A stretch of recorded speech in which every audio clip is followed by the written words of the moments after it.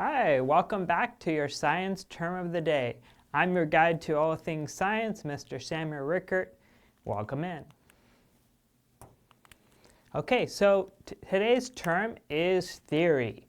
Make sure you define this word, maybe not how you use it in everyday life, but how you would use it in a scientific context. What is a scientific theory? Go ahead and pause the video, see if you can explain this in your own words before I give you the answer. Okay, hopefully you paused the video. For those students out there, I encourage you always write down your answers. It's an important skill for you to practice writing out your answers.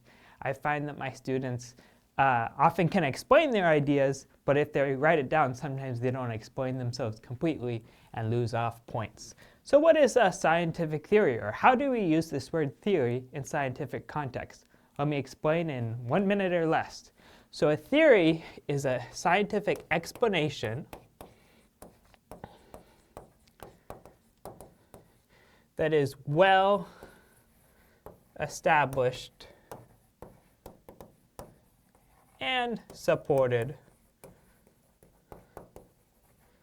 by scientific evidence. What do I mean? Well, in everyday life, it would be perfectly fine for me to say, I have a theory that the Lakers are going to win the championship this year. I'm a Lakers fan. I'm allowed to have that theory. In everyday life, theory almost means a guess. But that is not how we use the word theory in scientific context. This has to be something that's well established and well supported by a wide variety of scientific evidence. I often answer the question, why? Why does an apple fall down towards the earth when it's released by a tree? Why do these things happen? They're big explanations based off of lots of evidence. So it's not something that is kind of uncertain or might one day become a law. Something is a scientific theory. We're making the claim that it is supported completely by the scientific evidence. That doesn't mean that it won't be revised later or can't be improved, but it means that to the extent that we understand everything based off of all our scientific knowledge of everywhere in the universe, this has been proven true. I'll end with this last example. Newton had a scientific theory of gravity. It was called the universal law of gravity. He had the radical idea that gravity on Earth is the same force that keeps the moon in orbit around the Earth and even keeps the planets in orbit around the sun. That was a radical idea back then. They thought that there were certain laws of gravity that interacted with things on Earth, and there was a completely different set of scientific laws that govern the heavens or the outer space.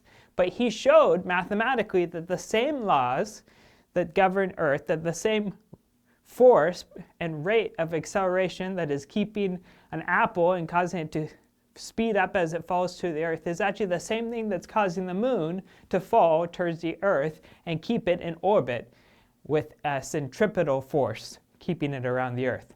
More on that in my science course if you want to check us out. But yeah, so that was the big idea. Big shout out for today's video. If you want to hear someone talk about this in detail, check out Neil deGrasse Tyson. He loves to say, you don't have a theory, you have a hypothesis. Because in the way most people use this word theory means a guess or idea, but it's not the way we use it in scientific parlance. Okay, well, thank you for taking your time to chat about this theory with me. Go ahead and like and subscribe, and please comment and let me know what words you want me to talk about next and what we mean by certain key terms or words in scientific context. I also want to thank the sponsor of today's video, ScholarDog. ScholarDog is committed to providing the best educational resources and to use AI for good.